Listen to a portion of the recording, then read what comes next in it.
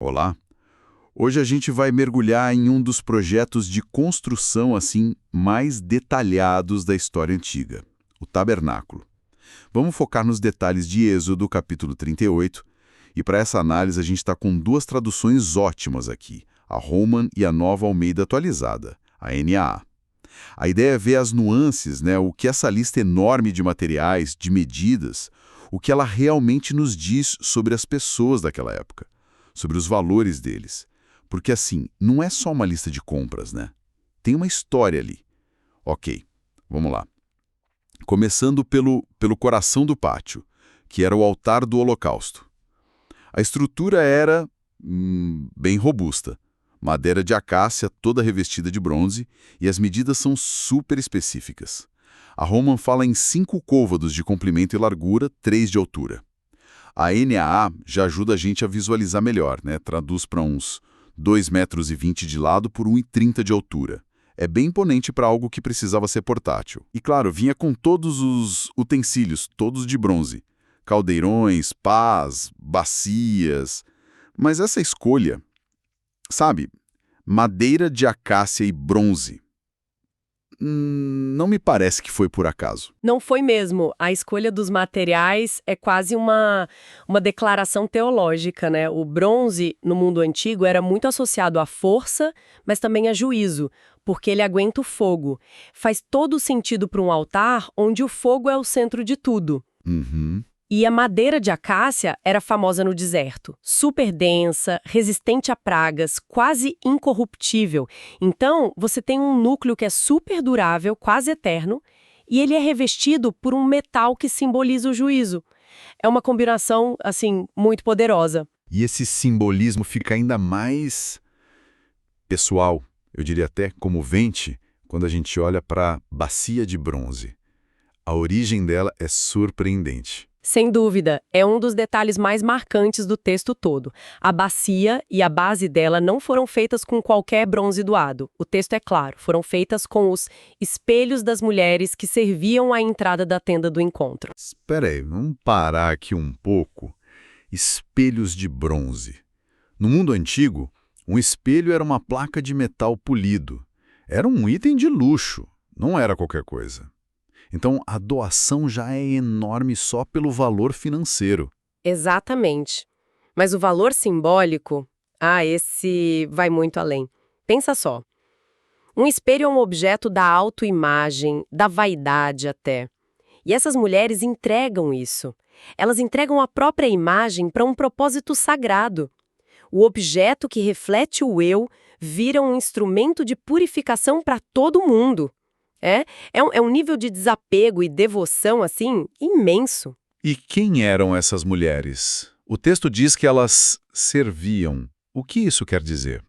Uma nota na versão Roman diz que o verbo não sugere um serviço qualquer, tipo casual. A palavra implica uma organização, uma vigília constante, quase como uma ordem militar. Ou seja, não foi uma doação única e espontânea, foi uma ação de um grupo organizado. Elas tinham um papel formal ali. Nossa, isso muda tudo. Muda. Elas não eram só doadoras, eram parte da equipe, sabe? Que incrível! E essa dedicação toda ajudou a definir o espaço sagrado. O pátio. A escala do pátio também era impressionante. As fontes descrevem cortinas de linho fino torcido por todos os lados. Para o sul e para o norte eram 44 metros de cortina de cada lado. Para o oeste, 22 metros. Tudo isso sustentado por dezenas de colunas com bases de bronze. É uma estrutura gigante para um povo nômade. E, de novo, os materiais estão comunicando alguma coisa. Tem um padrão claro, uma gramática da santidade, por assim dizer. As bases das colunas do pátio, a parte mais de fora, eram de bronze, o mesmo metal do altar. Mas os ganchos que prendiam as cortinas e as molduras no topo eram de prata, um metal mais nobre. Ah, entendi. Então é como se fosse um mapa de santidade nos próprios materiais.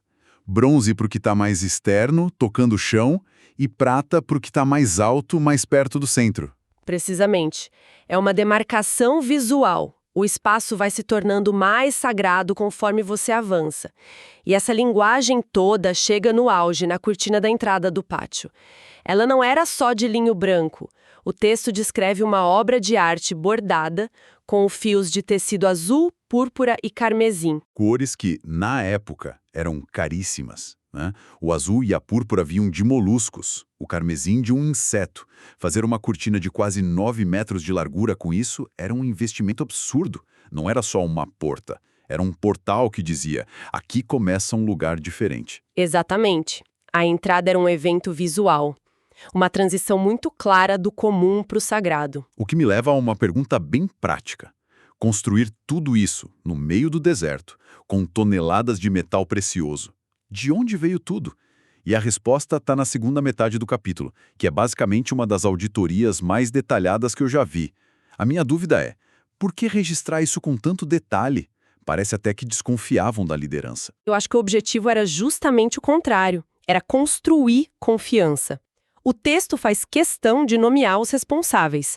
Bezalel, o artista-chefe, Oliabe, seu braço direito, e o Itamar, filho do sacerdote Arão, era o supervisor do inventário. Ele era tipo o diretor financeiro do projeto.